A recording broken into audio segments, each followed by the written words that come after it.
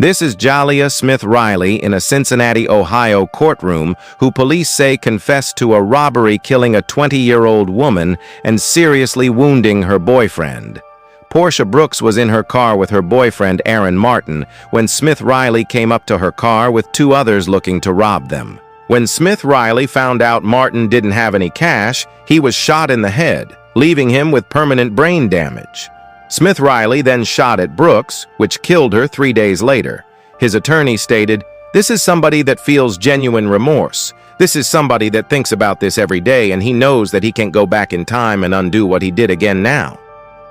Portia Brooks's mother delivered a victim impact statement saying, "He killed me mentally, emotionally. He killed my identity as a mother of 3, as a family of 4. Brooks then stated, "I have to deal with life without Portia, so he should deal with life without parole." Moments later, Jalia Smith Riley learned he would never be allowed to return home again, sentenced to serve a term of life without parole for the offense of attempted murder.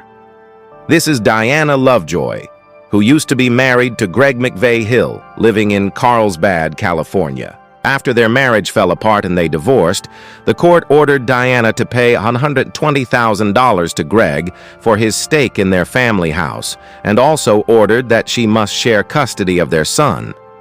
Diana became furious about hearing the court orders and planned to kill her ex-husband by teaming up with her boyfriend, Weldon McDavid. Greg was shot in the torso, but the bullet didn't hit his heart, and he survived. With sufficient evidence against them both, Diana fainted in court, lowering her head toward the defense table for a few seconds. As the verdict was read, guilty of the crime of attempted murder of Greg McVeigh Hill, a thud was heard as she fainted again. She was found guilty of conspiracy to commit murder and had to be attended to by medics. Doctors later confirmed she had only fainted. Weldon McDavid received 50 years to life in prison for pulling the trigger, and Diana was sentenced to 26 years to life. This is Seth Welch and Tatiana Fusari, a religious farming couple living in Cedar Springs, Michigan, charged with the murder of their 10-month-old girl, Mary Welch. They reportedly told police they noticed the baby was skinny and underweight, but did not seek medical attention because of their religious beliefs and mistrust of medicine and the government. In a 911 call, the father stated he found the child dead about an hour and a half earlier and had called his lawyer first. He said the last time he had contact with the child was the previous afternoon around 3 p.m., and it was normal for their children to sleep from around 3 p.m. until 9:30 or 10 a.m. The autopsy revealed the cause of death was malnutrition and dehydration due to neglect. The couple was charged with felony murder while in the perpetration of child abuse, in the first degree a charge that carries life without parole, and child abuse in the first degree, which carries a possible penalty of up to life imprisonment. This is Ryan Stone, a Colorado man who went on a crime spree spanning 5 counties, broadcast live by a news station helicopter. Stone was convicted of carjacking 3 vehicles, including one with a 4-year-old inside the SUV.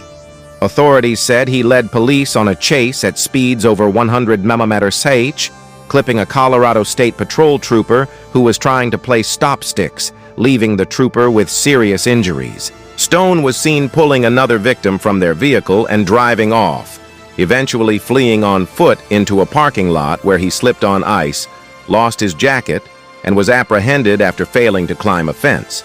While in jail, Stone bragged about his internet fame, stating he should be paid by the news channels for using his footage. He later blamed his comments on emotional stress and drug use. Stone was convicted of 18 charges, including attempted manslaughter, child abuse, and assault, and was sentenced to 160 years in prison. This is Estaben Carpio, who was being questioned by police for the stabbing of an 85-year-old woman in Rhode Island. In the interview room, Carpio was with 2 detectives when one left to get water, leaving just him and Detective Sergeant James Allen. Carpio then grabbed Allen's gun and shot him twice, killing him. He jumped out of a 3rd-story window and made a run for it, but was apprehended 45 minutes later. At his arraignment, Carpio came in wearing a mask designed to stop him from spitting and biting with his face in rough shape. His family members made accusations of police brutality, shouting, "Step off! Not guilty! I'm not guilty! This is police brutality! He was mentally ill and he needed help and we couldn't get it, and we tried, and he didn't deserve this." An FBI investigation concluded that the police did not use excessive force and that Carpio's injuries were sustained from his jump and the subsequent struggle with law enforcement. He was sentenced to life in prison without parole.